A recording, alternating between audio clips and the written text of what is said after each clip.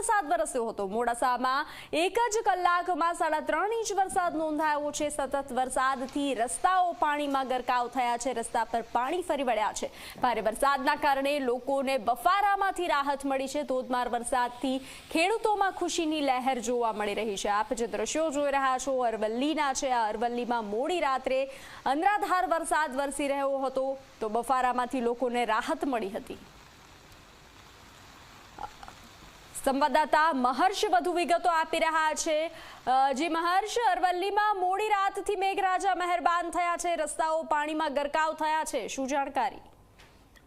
બંસી, મોડાસા અને માલપુર સહિતના વિસ્તારોમાં મોડી રાતે ધોધમાર વરસાદ ખાબક્યો હતો। છેલ્લા 3-4 દિવસથી વાદળો તો બંધાતા હતા, પરંતુ વરસાદ જે હતો એ પૂરતી માત્રાની અંદર પડી નતો રહ્યો અને ગત રાત્રિએ જે મોડી રાત્રે 1 કલાકની અંદર 3 કલાક વરસાદ ખાબક્યો છે, ચોક્કસથી તેનામાં ખેડૂતોમાં ખુશીની લહેર છે અને જે બફારો અસહ્ય બફારો અને ગરમીનો અનુભવ છેલ્લા 2-3 દિવસથી થઈ રહ્યો હતો તેની અંદર પણ લોકોને રાહત મળી શકે છે।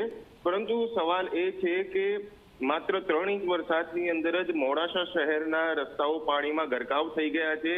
તેનાથી સ્પષ્ટ પ્રશ્ન ઉત્પન્ન થઈ રહ્યો છે કે નગરપાલિકાઓ પ્રી મોન્સૂનના નામે લાખો કરોડો રૂપિયા ખર્ચી રહી છે, પરંતુ એ પૈસા જે છે એ આ 3 ઇંચ વરસાદની અંદર પાણીમાં વહી ગયા છે। જી મહર્ષ, જાણકારી સાથે જોડાવા બદલ આભાર।